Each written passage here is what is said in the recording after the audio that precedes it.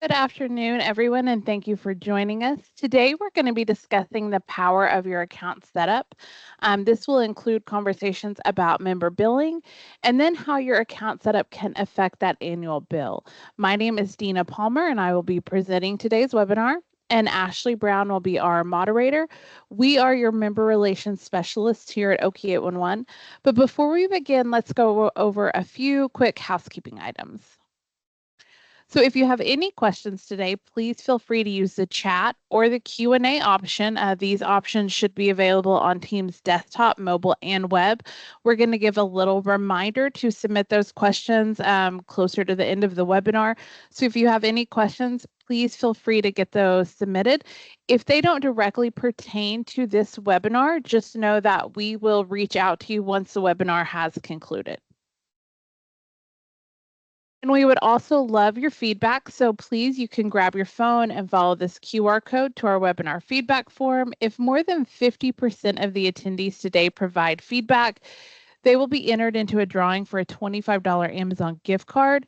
If you don't win, you can have another chance during all the live webinars the rest of the year. If you can't follow the QR code, Ashley has provided a link in the chat as well. We're going to show this code again closer to the end of the webinar, so you can grab that then. And then after we answer questions at the end of the webinar, that's when we'll show that. So to kick things off, let's go over the basics of member billing and your annual invoice.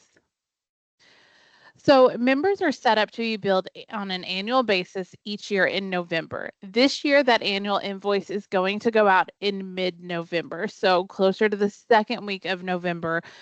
Typically, it was around the first week, but it will be mid-November this year. That annual billing cycle is from November 1st to October 31st the following year. Oki 811 does bill in arrears for all ticket fees and any premium services rendered during that time. And ticket fees are based on funds needed for the upcoming budget minus those premium service fees divided by tickets from the previous 12 months. Now let's take a look at the annual invoice and the information you're going to find included on your invoice. First, you're going to see in the top right-hand corner, directly under the logo, you'll find your invoice number, the date of your invoice, your due date, and the terms for when that invoice should be paid. As you can see, this due date or this invoice has a due date of net 30 and should be paid on time to avoid any late fees. Moving over to the left-hand side of the invoice, you will be able to view the member code that this invoice is for. Next, we have the section in the middle that details what you're being invoiced for. So here you'll see a line for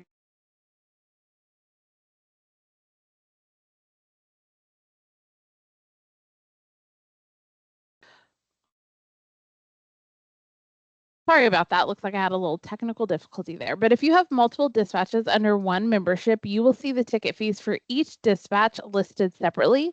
If you have multiple memberships, you will receive a separate invoice for each member code. And then at the bottom of the invoice, you will find a link to make payments, or in the top left-hand corner, you will find the mailing address to mail a payment. So there are multiple ways that you can pay. You can use the link on your annual invoice and you can pay by bank transfer or credit card. There are no additional fees for either, but credit card is only applicable to invoices with a balance of $1,000 or less. You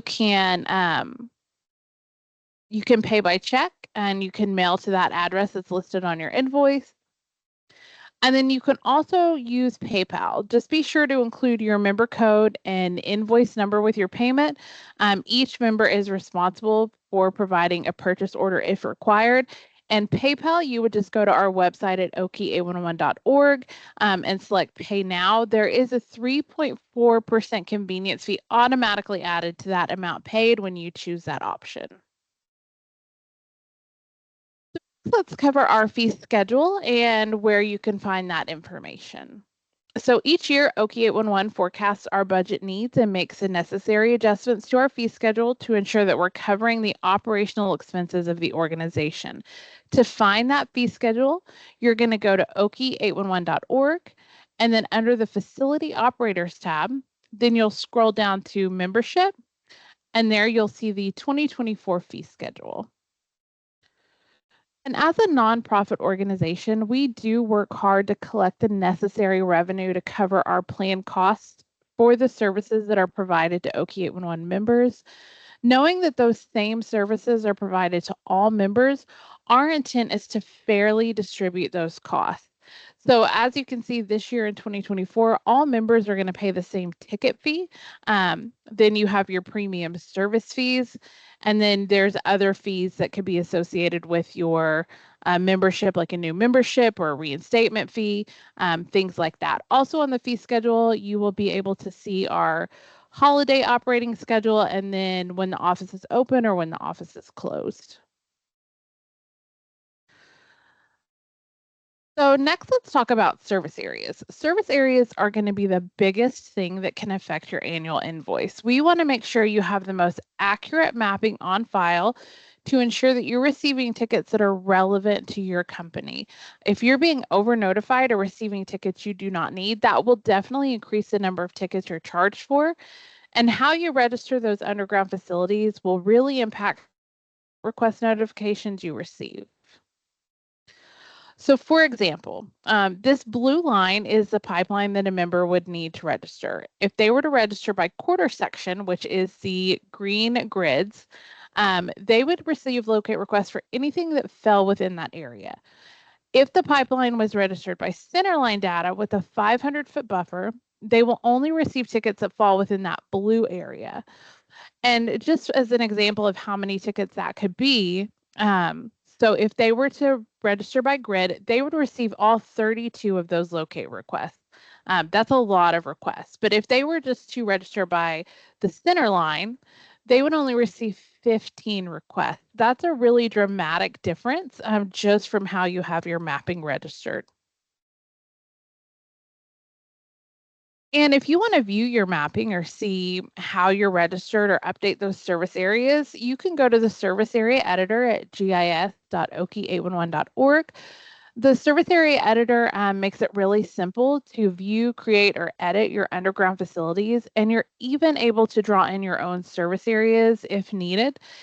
It is a really important part of your member responsibility also to review and make changes to your service areas as often as needed to keep your assets and the public protected.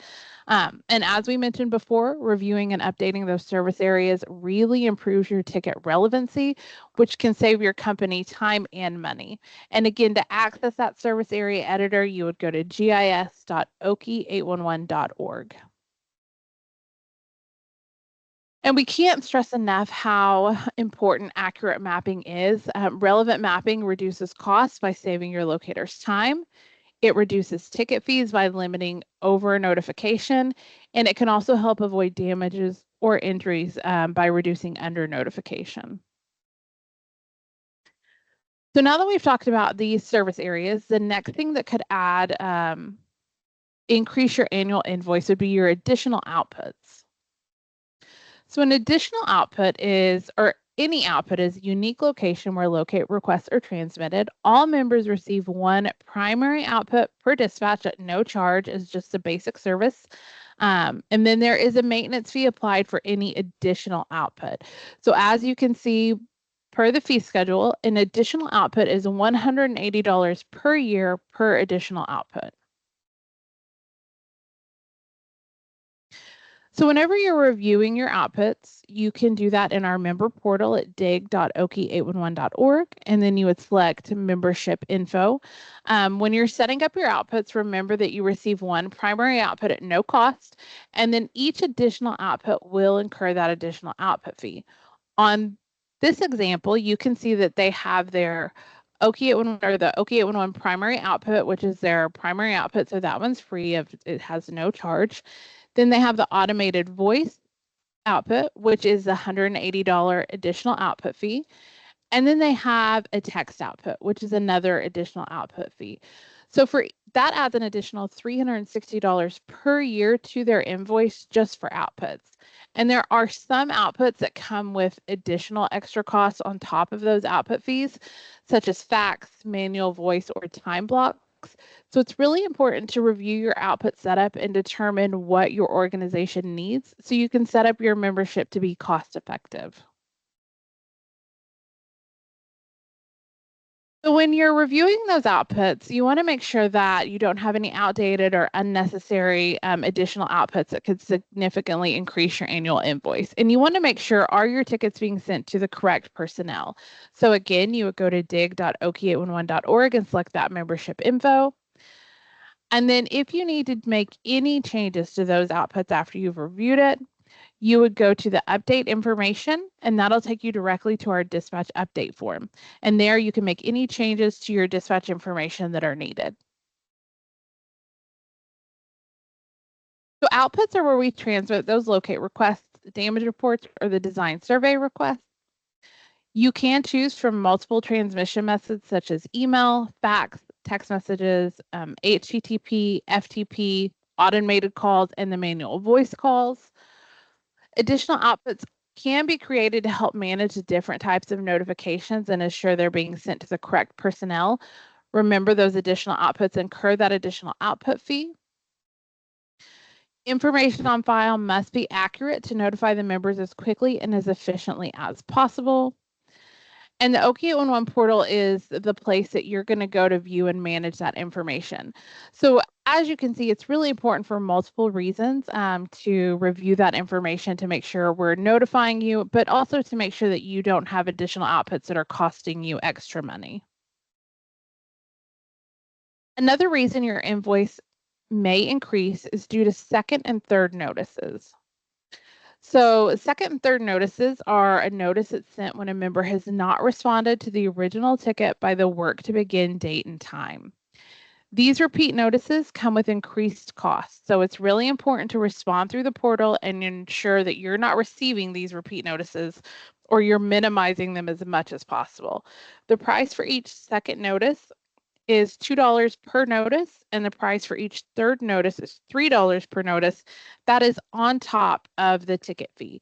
So if the ticket fee is 96 cents a ticket, if you receive a second notice, you're going to be paying $2.96 for that notice. So just make sure that you're planning for that if you receive a lot of second and third notices and that you find a way to mitigate those. Now, so talking about mitigating those second notices, let's talk about how we can reduce those repeat notices using positive response. So positive response is a requirement of the law that went into place in November of 2021. One of the benefits of utilizing positive response is that it can drastically reduce your ticket fees by avoiding those second notices. If your company is receiving a lot of second notices, that $2 fee is going to add up really quickly. And so your invoice could take a huge hit in those additional charges. Accurate responses and easy to understand comments will help ensure that excavators do not need to issue second notices to your company. You want to keep in mind that your positive response does need to provide understandable communication to the excavators. And when you're adding comments, you should add any information that you think would be helpful to the excavator. So for example, if you marked with paint and flags, or if you can provide a phone number for them to reach you with any questions. You may also want to document anything that you feel would be valuable to have on record for your own documentation. And as you can see here, we have the list of the different options that you can choose from when responding to those requests in the portal. They cover any scenario that you could potentially come across. They do all give you the option to submit comments, but some of them are required. So you want to make sure if you choose a response that has a required comment, that you are putting in a comment that's easy for them to understand. It's not too much jargon. It provides the information that correlates with that action you chose. And remember, only companies who meet the following will receive a second notice. Member companies that have not provided positive response via the Okie 811 member portal, or if the excavator has informed us that they have not received an adequate response from a member operator. So if your company provided positive response, but say they chose the clear action, but then in the comments they put marked at the site, that would be confusing because on one hand, you're saying it's clear and you don't have lines, but then marks were left at the site. So if the positive response is clear and the excavator can understand that, you should not receive any second notices.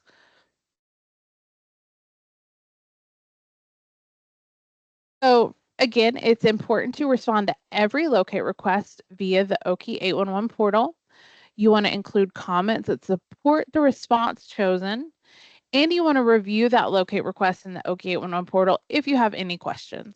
You can double click on those when you're in your respond queue and review that information if you have any questions before you respond. And there are a lot of benefits for positive response. So one, it protects utilities and life. It reduces injuries because excavators know what's going on.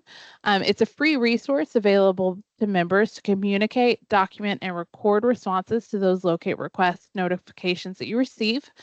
It provides you a record of your responses. So you can review responses that are uploaded by your third-party services, and you can review responses that were uploaded by your locators. It allows excavators to confirm responses prior to excavating.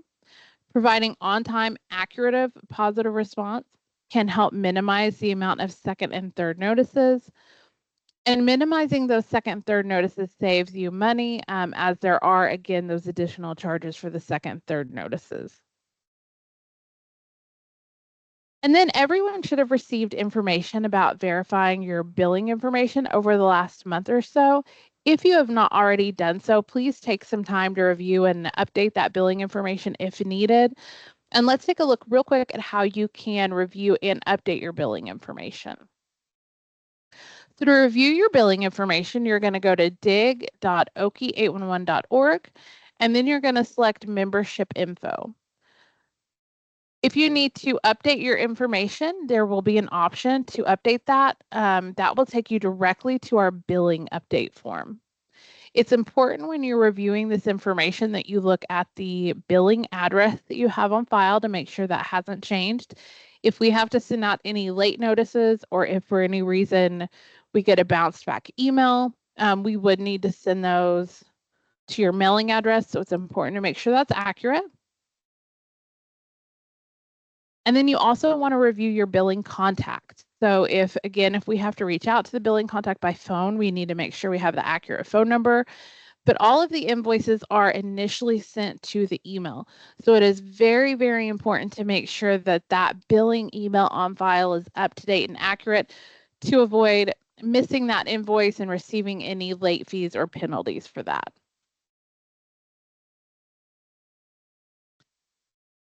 So Oki 811 does have numerous resources to help you achieve your safety and damage prevention goals.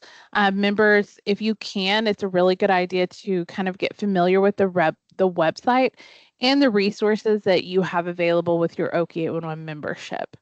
So the first one is the member portal. The member portal is where you can provide positive response, you can pull reports, you can review your membership info.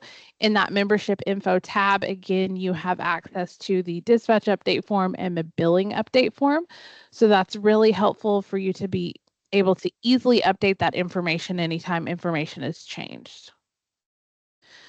We have the service area editor, which is the best way to manage those underground assets. The SAE, again, allows you to view, edit, or submit any updates. It has a user-friendly map and several mapping tools. You can also get same-day processing if you submit your changes by noon on Monday through Friday. And if you have any questions, our GIS team is amazing at helping you out, and they have so many great resources and tutorials to help you with the service area editor also.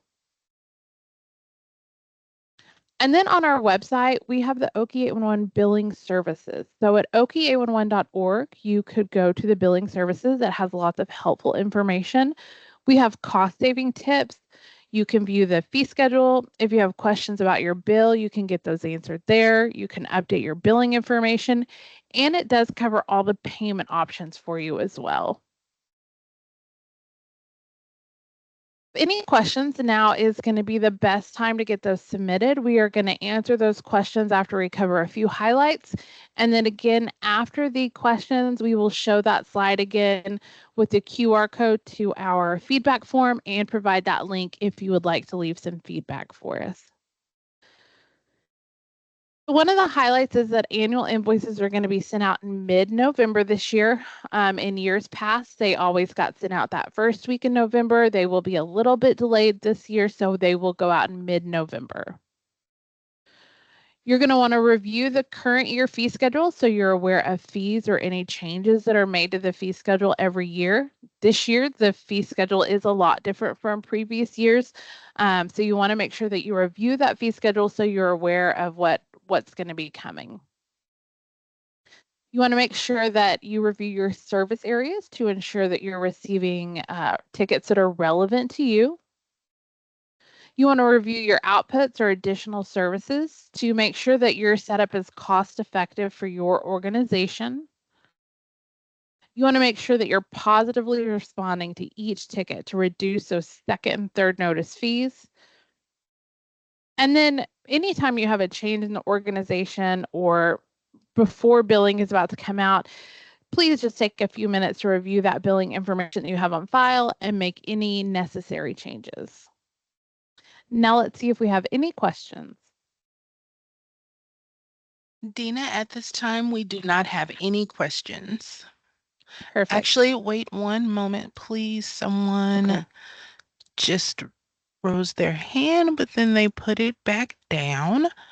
So I don't see any questions in the chat or the Q&A feature, but if you all have any questions, please feel free to reach out to Member Services, and I will leave the contact information in the chat in just a moment.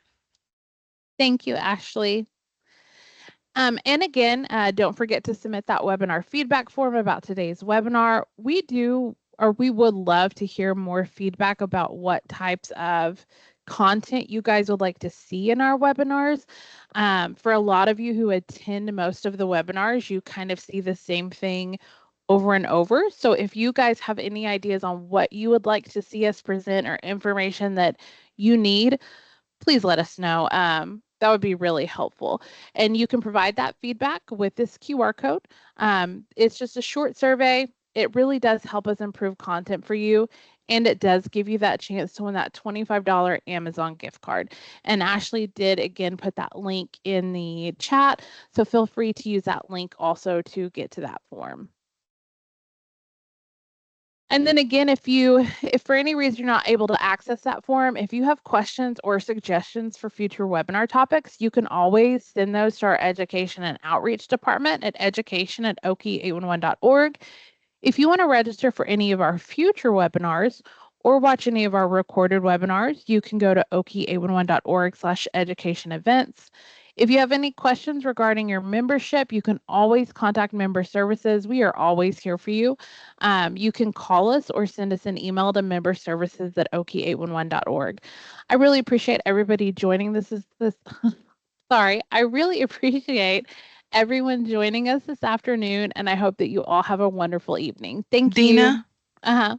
Sorry to interrupt, but we actually did get one question come in, and I want to go ahead and read and answer it just in case others have questions.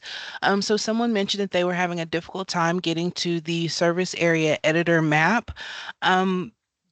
Our GIS department would be the best department to speak with about that. And on their page, they actually do, on the home page there, they have a feedback form, and it is for feedback like that because they're constantly developing the service area editor. So if you could leave that feedback for them, that would help them make the SAE a little bit more user friendly and maybe eliminate some of those steps.